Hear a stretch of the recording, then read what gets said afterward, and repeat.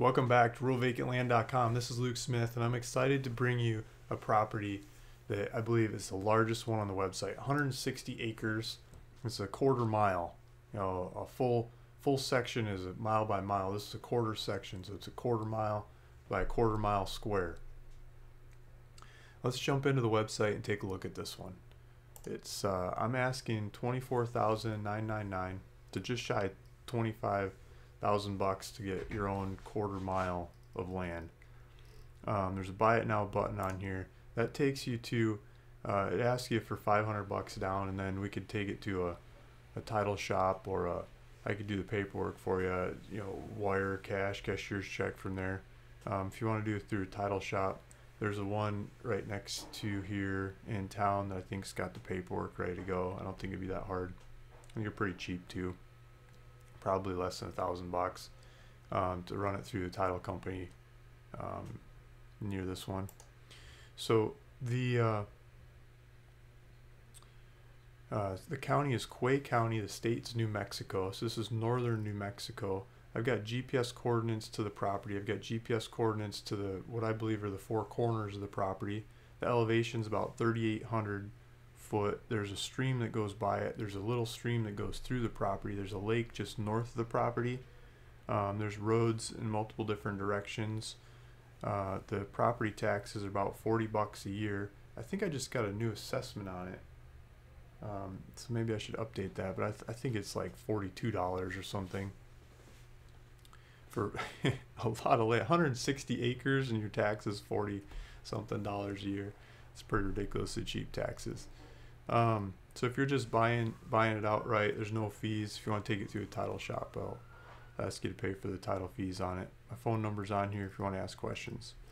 So let's go through the GPS coordinates. Let's pull this up on the map. I'll show you where we're at. So here's Ute Lake. Let's zoom out some.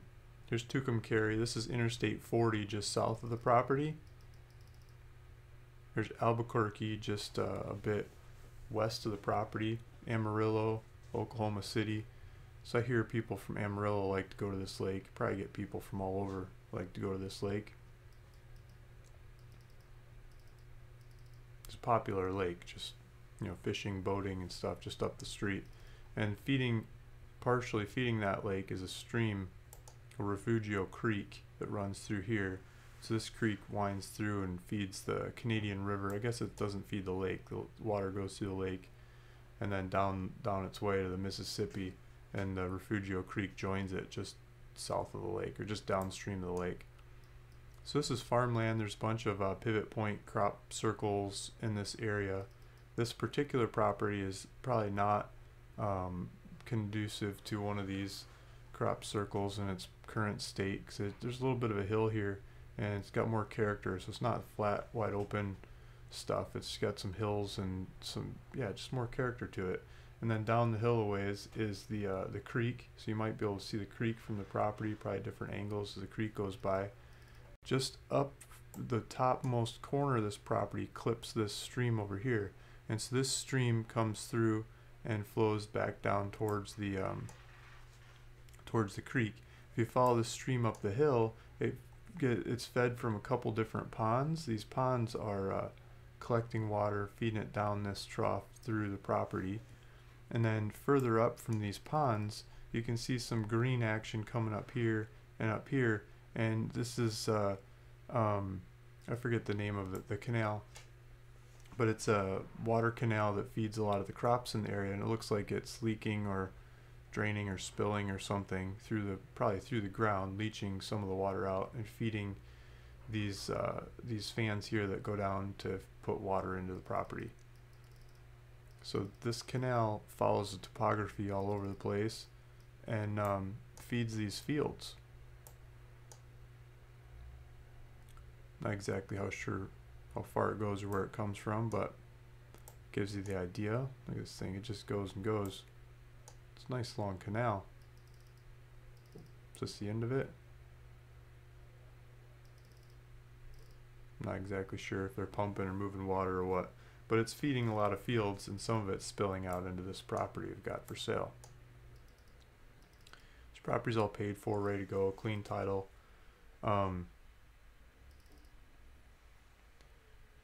Yeah, so let's look at from this property to town. Tucumcari over here. It's like 18 miles to the lake. I should have done it to Oot Lake. Let's pull up Oot Lake.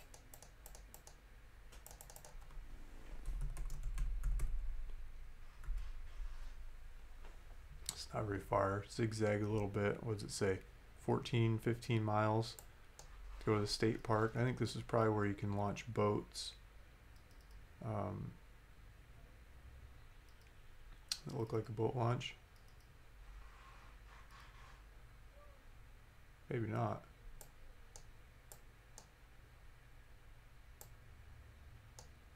There's got to be a boat launch here somewhere. I'm not exactly sure where the boat launch is, but there's a lot of pictures of people driving boats around this lake. I'm sure there's a boat launch to get into the lake. That might be a boat launch right there, hiding behind some trees. It's got the trailer parking, right? Bunch of trailer parking. It might be the boat launch. Or this is probably the boat launch here. Here we go. And then a dock to tie it up to. That makes more sense. So there's a good long boat launch. The place to turn around. You can whip up, turn around, back it in. I was at the boat launch earlier this week and a guy backed his truck right into the water. I thought he was going to drown in there. I was trying to get him out. He eventually got out the passenger side. Police showed up, the news showed up, everybody came to see that one. Careful launching your boat, guys. So there's the beautiful Oot Lake. I want to show you the market on this property. So I pulled up the whole state of New Mexico, not just like some piece or some county or corner or something, the whole state, because this is a good sized property and it takes covering more area to get a comparable. So I didn't do anything with price limits or county or whatever. The only limit that I did on there was size. I did 101 acres to 200 acres. We could probably even go bigger acres than that, but this is 160 acres, so 101 to 200, so anything close to that size. And the cheapest thing that comes up is $6,000, and you click on it and it's $6,000 per acre. It's just false advertising. The next one is $20,000 for 162 acres in Deming, Luna County, New Mexico. And this is just flat land. I mean, they didn't even have any hills or anything to take a picture of. It's just flat, flat, flat. It's like really boring land, and there's no access, no easement or clear access. And then, Land Endeavor, $34,000 sold. $34,000. He's got another one up for sale. $34,000 sold. 200 acres for $40,000. That sounds like a pretty good one. Socorro County. $44,000 sold. $48,000 sold. 160 acres. There's the same size. $49,000. It's still up for sale.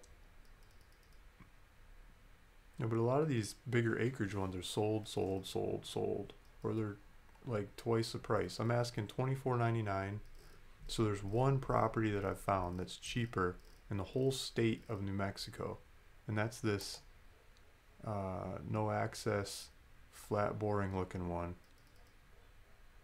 162 acre, pure desert land, about 10 miles southwest of Deming, and Interstate 10. So for an extra $5,000, you can get one with some character, close to a town and a lake, and it's not flat looking like this. You could hide from the wind. There's little hills and rocks, and the land's more, just for lack of better words, it's got better character. Okay, so this website is acrevalue.com, and this one is more for farmers looking at farmland and stuff. But my main databases don't pull up the land ownership and lot lines and stuff in this area like this one does. So this one pulls up the lot lines. You can use it on lots of different properties. They'll tell you who the owners are and stuff. It's free. You got to pay if you want to get like their actual contact information, but if you want their name, and the lot lines and stuff, it's free. So I got this one pulled up. It's acrevalue.com. I'm zooming in on the area. This is the Refugio Creek we were talking about. This is the canal we were looking at. Here's the rocks we were looking at, and the property's right in here somewhere. I'm not exactly sure how to search. It says, you know, you can enter stuff to search, but I was just zooming in because I know where the property is. So I'm not so familiar with this software. And here's our chunk. This is Deed Adventure LLC, is one of the company that owns this one. I'd be signing off on it. Just to the south of the property is state land, and state of New Mexico. I believe it's state land trust, like for the school, benefit of the school kind of land. And so if you go to state of New Mexico state land trust website, they sell easements, and they sell them by the rod. The rod's like, I think it's 16 foot or 17 foot or something, and it's like $3. I mean, it doesn't cost much of anything to get an easement through the state land trust. And here's some more state land. The state land over here, you can get an easement through that. If you can get easements through those, you can hook that up to somewhere. There's some owners over here, I believe, are the Cox. Let's see. Martin Lawrence, Betty and Martin Lawrence. So I'm not exactly sure who that is. But over here you've got, I think this is a Cox family.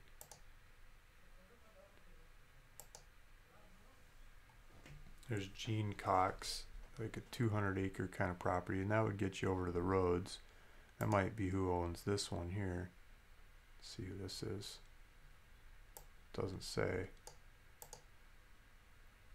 But you can click around, and here's Gene Cox. So Cox owns a bunch of land over here to this side.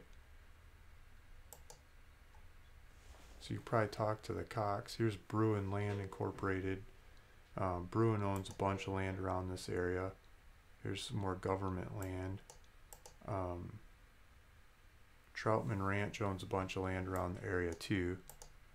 If we just go lot by lot. Troutman Ranch, I think this is Bruin over here. It's spinning its wheels. This block here is the one that's for sale. So Bruin land.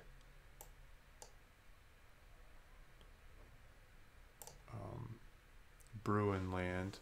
So to the east is Bruin. To the north, I believe, is Bruin. To the south and to the west is state land going into Cox, or yeah, mainly Cox land, and then there's Bruin there as well. I think this is Cox, and Cox. So if you talk to these different people around the area, maybe you could work out a deal to get access to these roads and trails. If we zoom into the property, now I wish I could get rid of all these. Let's see here. Okay, I'm learning how to do it. Clear all. So you can see the corner of this property clips that stream that runs through there. It's got some character on this side of the property. It's got some more flat openness in it. There is some older pictures. You could see two tracks. Like there's two tracks. Someone's been driving on the land somewhere historically. It looked like there was a feeding trough over here somewhere once upon a time. Yeah, I think this was like a cattle trough of some kind over here. There's the neighbor's got a pond. I don't think the water table is going to be too far away, because just over a little bit further is Revelito Creek. And that creek, I mean, every picture, any instance I've seen of it, always seems to have water in it. I think it's an annual creek. I might be wrong, but I believe it flows year round. I think you can see the creek, the freeway overpass.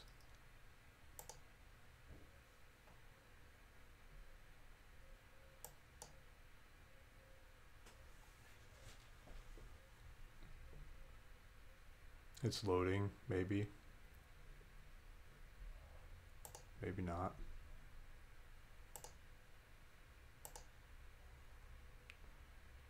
The heck?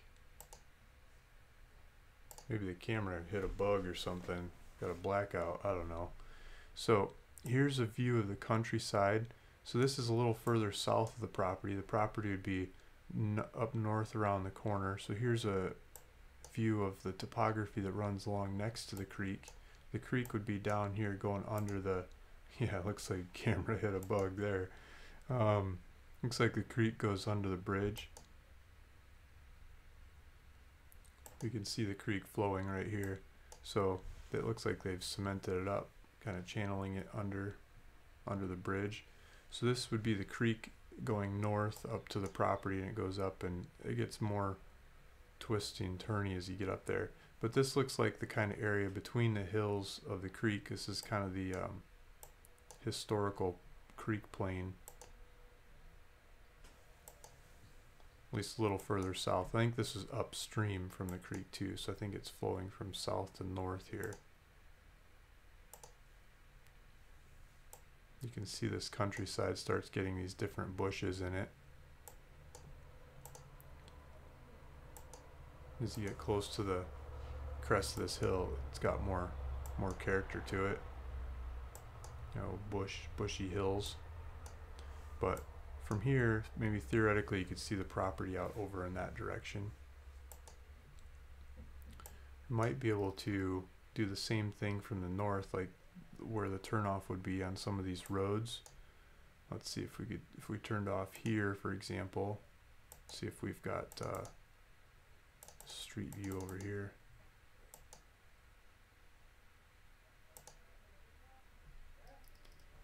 Maybe, maybe not.